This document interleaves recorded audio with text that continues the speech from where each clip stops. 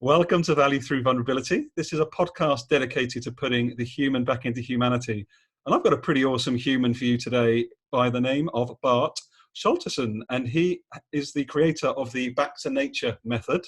So Bart, please let our listeners today know a bit more about you. What's your background and what are you passionate about, Bart? Yeah, well, Gary, first of all, thank you very much for having me, and was looking forward to this for a while. So what I'm about, you already mentioned my name pretty nicely, Bart Scholtissen.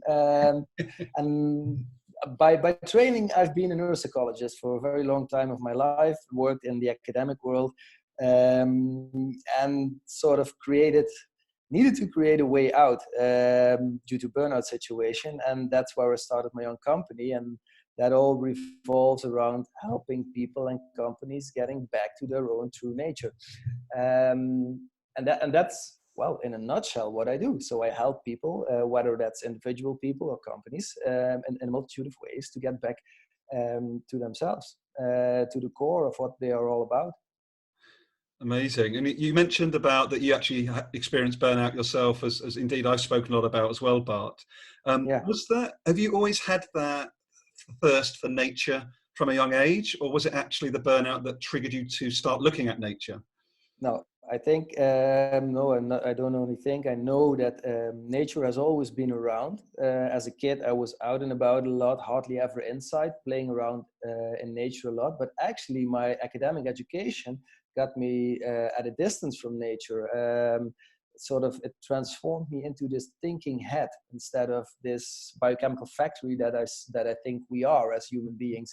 And I was only my head and not the that biochemical factory anymore. So the burnout was needed for lots of things, but also to get me back connected to my own nature, to my body, and nature around myself, like forests and green areas. They helped me a lot in getting back to myself, and that sort of was such a big eye opener to me that I thought, okay, but this is what I need to do something with. So I sort of had this epiphany, like, okay, this is what I need to work with.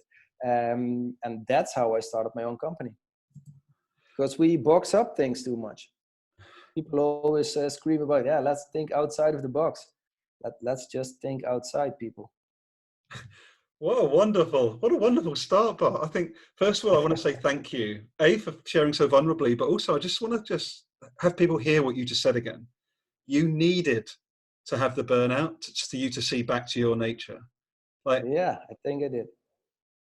That's a real ownership of that situation, when in a world where we're trying to drug and medicate and get people artificially back to something that everyone else thinks correct looks like, you're taking real ownership for that. I'd love you to speak a bit more about that.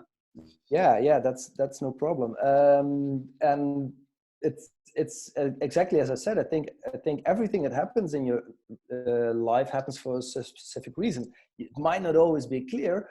And in the period that I was not suffering, going through that burnout, it wasn't clear to me why I needed that burnout at that time and point. But looking back, I'm very grateful to have gone through that period, because it taught me a lot. It taught me a lot about the heaps of bullshit I was carrying around that I needed to get rid of.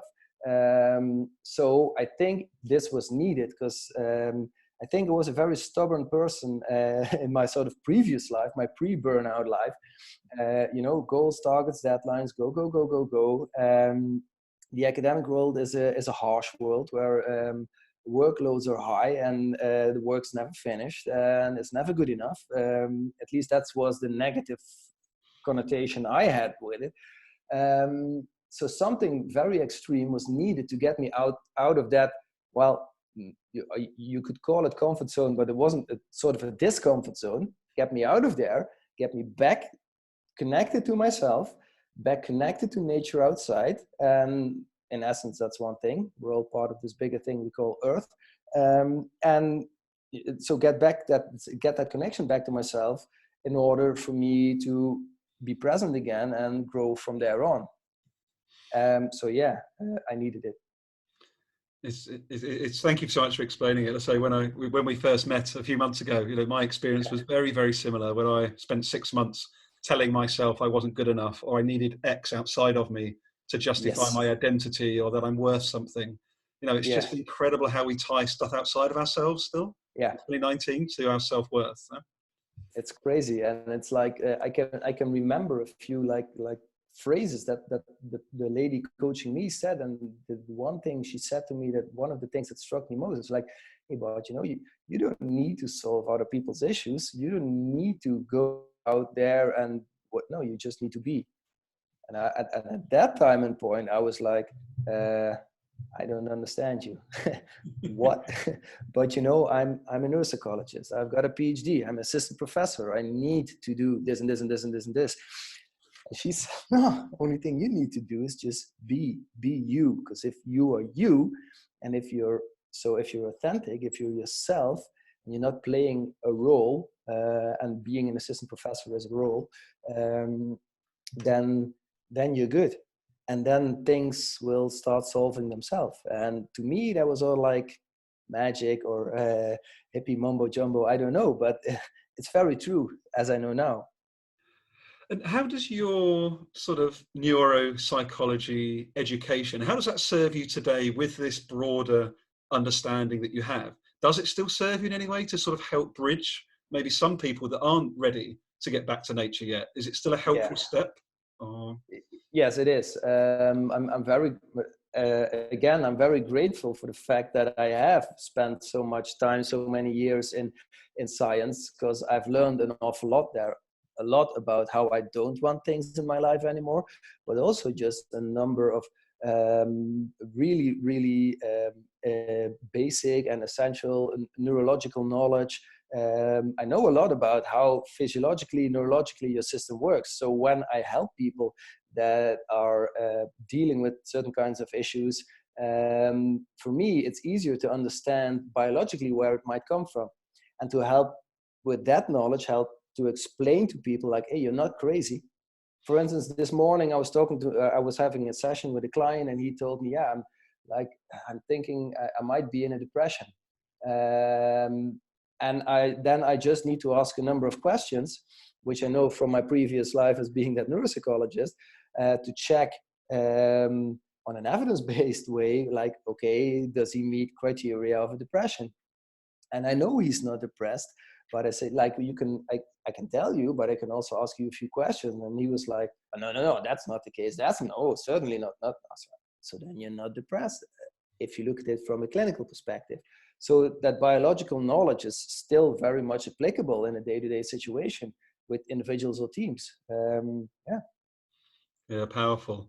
I just found it so intriguing when we first met that you have this, like say, this really deep, innate, intuitive way of living and being, and also this deep scientific background. It's such an interesting mix. I find it fascinating. Yeah, thank you. To me, it's also, I haven't, it's not that I sit down and look at it like, whoa, I'm this interesting combination of things. But when you mention it, yeah, it's true. There is this evidence-based background and years of training. But also now, since I've been busy with my own company, I'm way more open-minded than I've ever been in the academic world. There is this combination of evidence-based on the one side and experience-based, which to me now is even more important than evidence-based, but this society needs evidence-based. So, and the combination of those two things, apparently in a person like me, but I'm not the only one out there who has this combination, is powerful in this time where we need both. We need to listen to people, and we need science to back things up and to sort of come up with zeros and ones that prove that what we are feeling already is actually true for the Western world. Interesting. It's interesting you also mentioned the Western world. Have you done much sort of research or spent time in the East and compared those sort of different philosophies at any point out of interest? Well, yeah, just, but again, out of theory, reading, listening to people, and speaking to a lot of people who come from all over the globe. And and it just makes you realize that we in the West, because we're both Caucasian living in Europe, we have a certain culture which has its norms and values. But to me, that was the one truth there was, because I didn't know better. But now that I'm meeting more people on a global scale who all have their own culture and all bring that culture to the discussion, to the table where I'm sitting at with those people, I'm just so much more open to, hey, wait, there is no one truth. Yeah, maybe there is one truth, and that is love and energy. But everybody has its own pick on it, its own like vision and view, and who am I to judge or say like, no, that's not good and that is good? Yeah. I'm deliberately just keeping a few seconds here as I digest, and I'm hoping our listeners that are kindly joining us, Bart, are digesting what you just said. Like, the one thing that probably binds us all, regardless of where we are on this planet, is love and energy. Yeah. And I mentioned love and energy, but to me it's one thing. So there is one thing connecting, because I truly believe that we are all connected. Not only like through the internet, which is also a form of energy connecting people, but there is this global internet, which is not traceable by typing in www.something in your browser screen, but nature. Everything in nature is connected, and we are an integral part of nature. It's just that we build up all these boundaries between the nature that we as human beings are and the nature outside, on the other side of clothing, the walls of the buildings we are in. And we're creating this disbalanced society, or this disbalanced living atmosphere, which is getting us sick, and it needs to stop. We need to change something. It's really powerful what you're speaking to, because we just finished the Humans First call before we jumped on here together. And we had, probably for the first time, we had a lovely lady of color in Singapore. We had several people from the US, people from Europe, like at the same time through a laptop screen. Like, yeah, beautiful. And there's no one's talking about their job title or what job they're doing or what degree they have. Like, as we experienced ourselves in London when we first met face to face. Yeah. There seems to be a real appetite, Bart, for this reconnection. Yeah. Back to ourselves. It's not as if it's not there, is it? It's always there. It's just that we're not looking at it. It's sort of hiding in plain sight, but we have unlearned ourselves to see the connection that is there. So speak a little bit, because I can't not talk to Bart and talk about the Wim Hof method. So like, for anybody that's listening to us now, this is a deeply profound experience and something I know Bart's going to convince me to do at some point. But for those that may not know about it, maybe can you just speak a little bit about that? And how did you get into being one of the teachers of the Wim Hof method? Yeah, so the Wim Hof method, for the people who don't know yet, and there are still people that have never heard of the Wim Hof method. Maybe some people might know him as the Iceman. My friend Wim, he's known for having 26 or 27 Guinness World Records regarding cold. And he has been on this quest, this soul search of finding himself and connection. And he found that in nature, and especially in one extreme part of nature, cold. And I found out about this method when I was in my burnout, and I saw this video of a guy, I didn't know that was Wim, swimming past an iceberg somewhere. And I thought, okay, this is impossible. This is fake. So I started looking for the green screen, and it wasn't there. And then I started Googling, who is this guy? And he turned out to be Wim Hof. It touched me, because I thought, okay, how is this possible? What is he doing? And why is he not dying in that ice water? So I started Googling him, checking him out.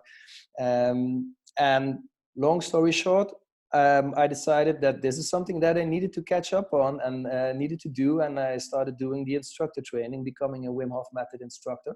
And that was in 2016. So it was at the end of my burnout period.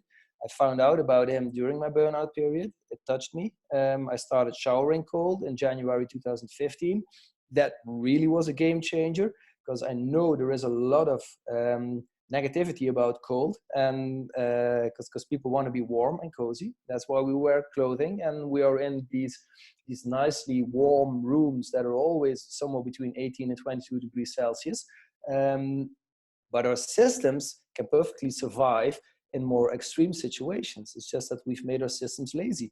And that is one of the messages that Wim was conveying. I thought, okay, this resonates with me, because I need to find more balance, and started doing the instructor training, changed my life, gave me a lot of insights into my own functioning, and a lot of insight into the negative things I was still carrying around.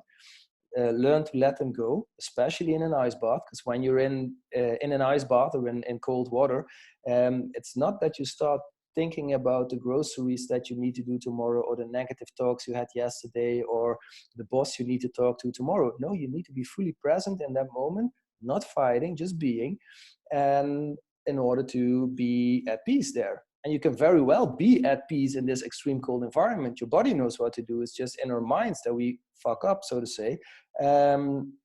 Excuse my French. But from there on, I thought, no, this is such a profound way of helping people connect with themselves again. I need to do something. So I was in Poland. The end of the instructor training is in Poland.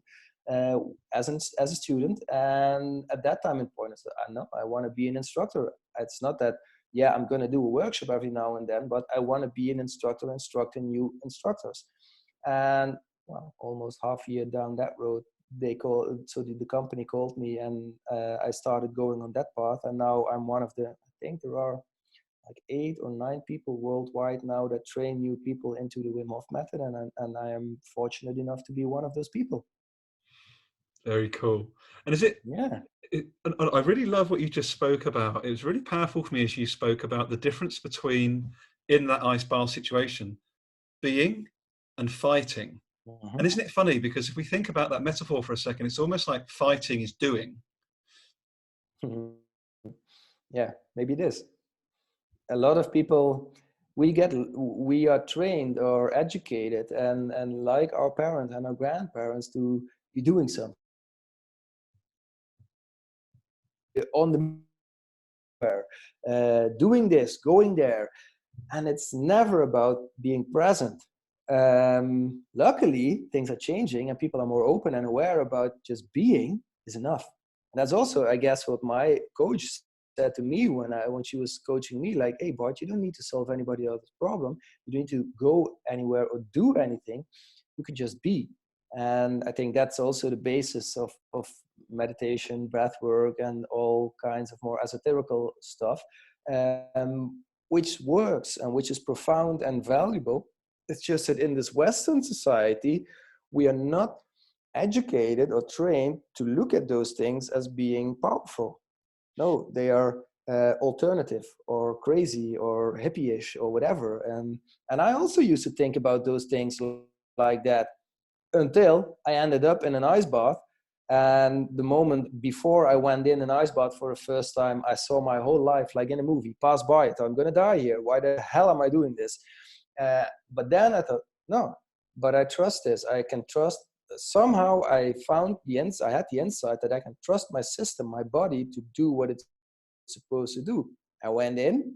I was extremely cold for 20 seconds or something. And then I felt the heat turn on in my system, and I was warm in an ice cold bath. And that to me was a game changer. Like I'm almost with you in that. Like it's so powerful. Yeah. It's a really powerful visual. Like I can see you now as you explain this, and I can just see how much it moved you in that moment, Bart. Yeah, I did. But it's also the beauty in this is that it's so damn simple. I'm not saying it's easy. It might not. I think everybody could have some benefits from cold exposure. But it's not everybody is ready to do it. There are a lot of limiting beliefs in a lot of people's heads to find reasons not to do this. But it is so simple, and that is to me such a beautiful example of the exact contrast contrary of what we're doing in this society, overcomplicating everything, coming up with rules, more rules, rules for exceptions on rules. And, we're losing ourselves with all these rules, and we need to make mental constructs of those rules in our heads. And by that, we create a lot of disbalance in our system. And when you're in an ice bath, you can't think of that stuff. You just need to be. And when you're fighting in an ice bath, wanting to go somewhere, wanting to do something, maybe thinking that you can beat the ice, you're losing. So I think people should realize that they should stop fighting and start living. It's really interesting. I've got this vision in my head, Bart, as you talk of this, all of these socialized structures and overthinking and fears. It's almost like we're going back inside our own mind and like locking a door and going backwards, locking another door, going backwards, until we're sort of like we both were standing there going, hang on, there's no way out of my mind anymore. And then bang. Yeah. We're living in our pasts. We're living on reiterations of our past, running on software this is said in multiple books. Joe Dispenza speaks about it. Vishen Lakhiani from Mind Valley speaks about it. And it's very true that we all have this thing in our pocket, a cell phone, and that works, or a smartphone, and that works on software, and we update that software every now and then to make it work better. But inside of our heads, if we look at our brains as being this hard drive, this supercomputer, which it is, we are running software like from the dark ages sometimes. And we're not updating it. When we're hanging on to those limiting beliefs that either we've put in there, or our parents, society, or previous generations. And we are able, this is plastic. This stuff it's our bodies are plastic. We can learn new things. So we should update ourselves every now and then and take time to stop and look around and be open and be vulnerable about yourself, and check whether the rules that are still, so the software you're still running in your brain is still applicable to now, and have the courage to let go of software that's not working anymore. I always find it so interesting. And people that listen to this podcast, yes, I'm buzzing again, listening to Bart, like this, that interplay, that interchange between being vulnerable, but also having courage. They're like two sides of the same coin. You can't really do one without the other, can you? I don't think so. No. It's good that you pointed out, but indeed, I think being vulnerable is the most courageous thing you can do, because it will help you grow. And for instance, this discussion that we are having, we're both being open and vulnerable, and see where it's leading us. It's an epic discussion, and again, so easy. Just do it. Just sit down, talk, listen, take it up, react, create awesome shit. It doesn't need to be complicated. Again, and I think courage and vulnerability are things that are on the same spectrum and need each other, like a light side and a dark side. They are both needed in this reality. We need light for darkness to be there, and we need darkness to appreciate light. It's look outside to nature. I don't know what you're seeing when you look outside on an average day, but it usually, for instance, that picture in the back of you, it shows fluctuations, it shows ups and downs, and that's life. The highs exist by the fact that there are lows. That's the duality in this world, but that's not the duality we are creating, like we humans first, so to say, and no pun intended, coming back to the Humans First Club, but we humans and then the rest. No, we're all part of the same thing, the ups and downs. So you need them both.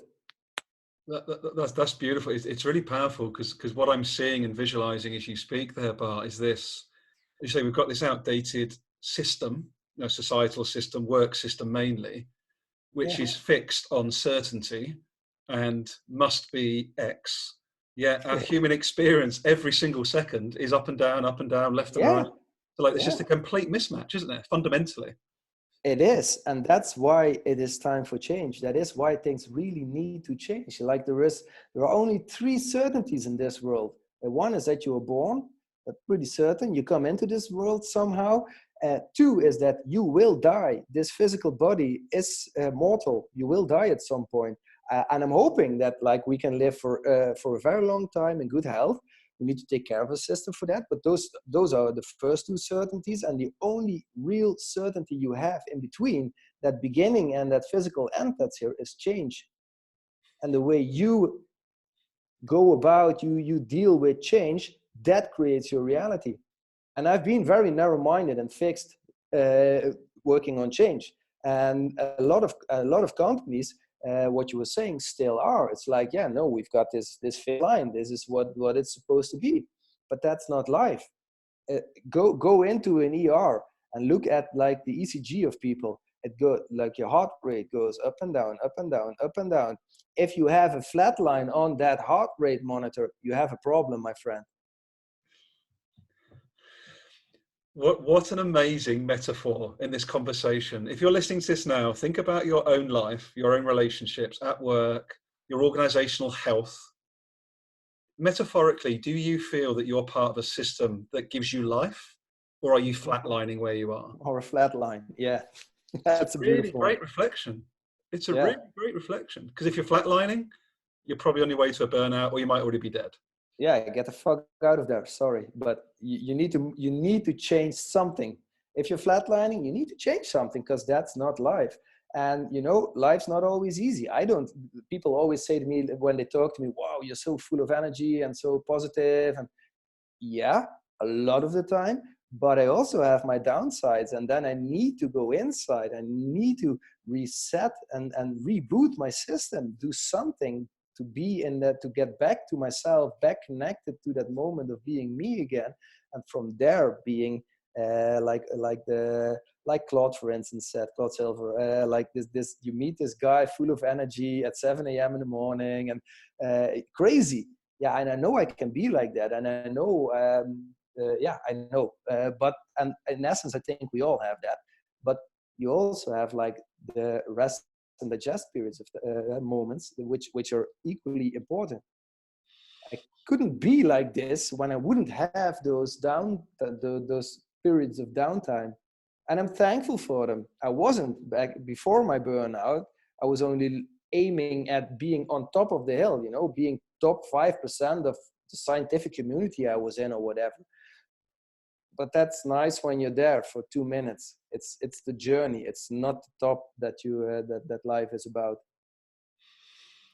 And isn't it interesting? Like, I've got so many things. I'm sorry if you're listening. Like, I've got so many. My brain is popping all over the place in my mind.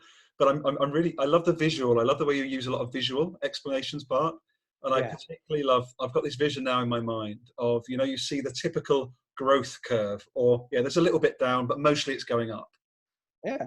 And as soon as it goes down, people's lives, yeah, people are laid off, their families are impacted, their communities are impacted.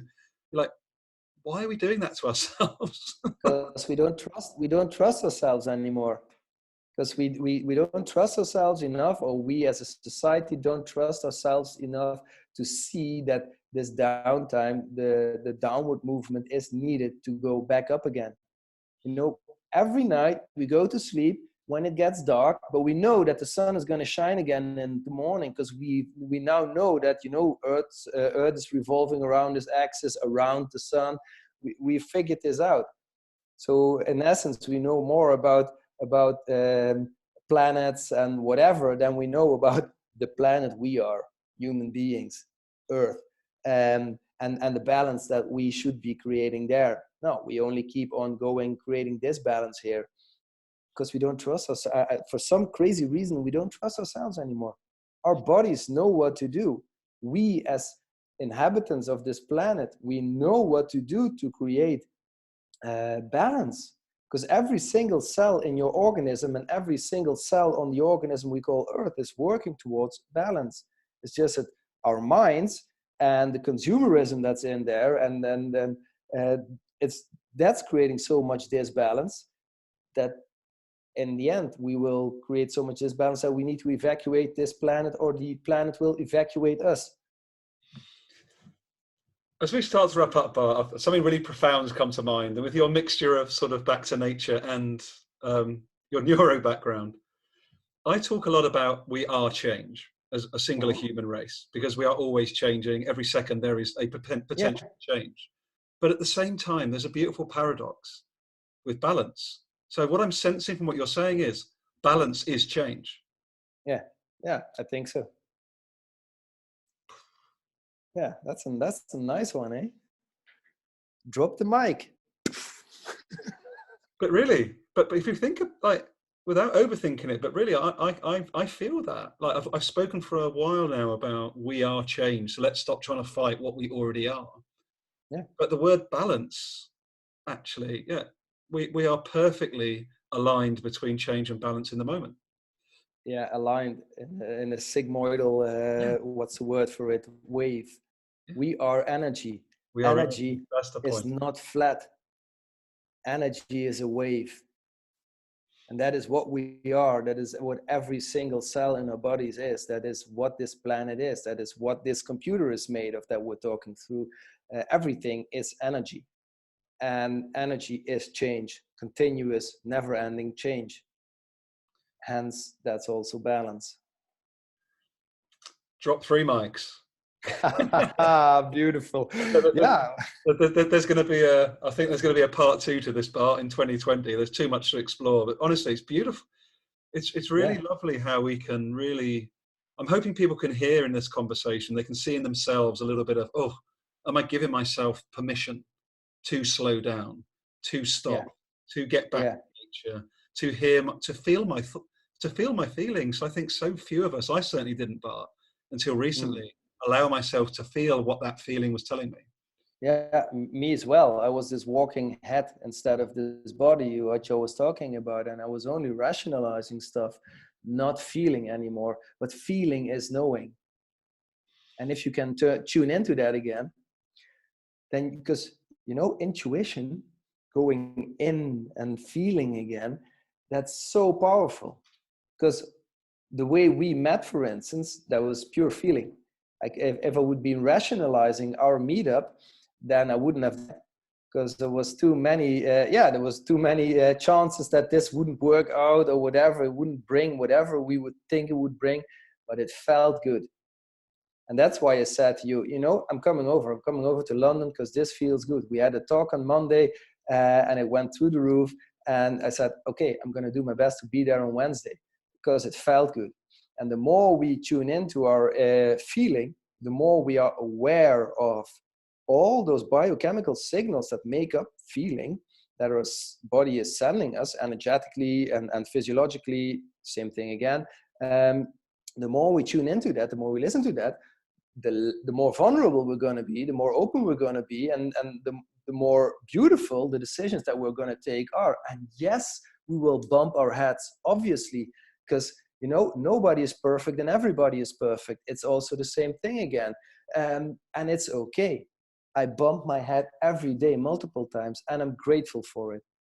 It hurts when it happens, but then I think, okay, now I can learn something. Because you're not going to learn anything when you're on that top of that mountain shouting like the biggest monkey in town, like, woohoo, look at me, look at me. No, you're not learning anything there.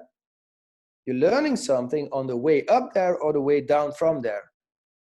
And if you look at life like that, every single second in life becomes a learning experience. At least that's how I look at it now. But don't believe anything of what I say, but create your own value. Take something from this discussion that you're listening to now and create your own value from that. It's not that it's not that I'm telling the truth. No, not at all. I know nothing. But be open, be aware, and be vulnerable for change, for balance, and find that connection inward again, and then work on that connection outward again. In this modern day society, everybody is working on outward connections, forgetting about who we are. The fact that we feel stuff and that we should trust ourselves. We are good enough. It is just like Humans First Club says, you belong here. To me, you belong here is here in your own system, in your own heart, which in essence is the same as your heart. It's the same energy. So it is all one. And if you're plugged into that, then beautiful shit starts happening. Well, I'm literally buzzing. I'm literally buzzing because, first of all, thank you for your humility and your humbleness, because you are an awesome human being. But for you that are listening, yeah, there are 7.5 billion unique, awesome human beings that are of all equal value. And I really love that Bart spoke about that you are enough, because you are. And, Yeah. you know, we're not just motivational speaking here if you're kind enough to have got this far in the conversation. Look, for me, this inclusion discussion, the diversity discussion, that has all come because we don't believe we're good enough, or we think we're better than somebody else, or we're more valuable than somebody else, whereas actually we're not. We are one singular connected human race. There's not a black one, there's not a brown one, there's not a white one, there's one. And I think the sooner we can start to believe and feel that, a lot of this stuff goes away, Bart, for me, really. Yeah. Yeah. And it goes further than that. You say one human race. You're completely correct. And of course, there are individual variations, but it goes further because we are one living organism, Earth, with all of its inhabitants. And that is part of one bigger organism, the universe. It is all one energy that is connecting us. So there is no difference. I am you and you are me, as above, as below. That's the same thing. It's going to be interesting to see if people, at this point, people switch off and go, right, okay, that's enough. Well, then I would love to hear that from people. But this is the point. This is why we have this called, it's called Value Through Vulnerability for a reason. I'm really hoping this is such a rich conversation, Bart, that is really applicable and everyone can see something in ourselves, I'm sure. But I'm really hoping towards the end they're hearing the oneness that, you know, we're not separate. You know, No. we're not separate and we don't need to fight each other. There is enough for everybody to survive on this planet. Yes. It's like when we should stop fighting and start loving a bit more, because when you're fighting, you're losing. To me, it's that easy. We can fight and win something short term, but in the long run, you will never win. There will only be losers when you fight. It's also like when you're pulling or pushing. Grass doesn't grow quicker when you pull it. It breaks. Well, my friend, how can people get hold of you? What's the best way to find you? Sort of websites, social media? Yeah, well, my website is continuously under construction, but at this time and point, I'm translating it into English. But www.bartscholtissen.nl, and maybe you can post a link somewhere under. Sure. I don't know. That's how people can find me. But I'm most active on Instagram. So at Bart Scholtissen on Instagram is where you can find me, or LinkedIn. Yeah. Oh, and then my phone number is there because I'm vulnerable and open. Just give me a call if you want to have a talk or want to connect. It's all good.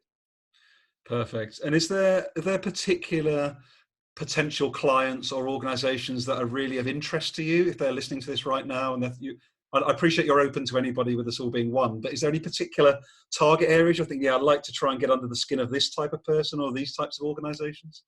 Then it would turn into a competition, and I do my best not to look at it like that.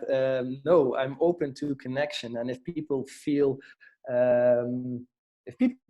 this talk, feel the contents of this talk, and feel that I might add something to their growth process, then I'm open for discussion. Perfect. Well, look, thank you so much for your time, Bart. You've been awesome. Thank you very much. Take care. Cheers. Take care.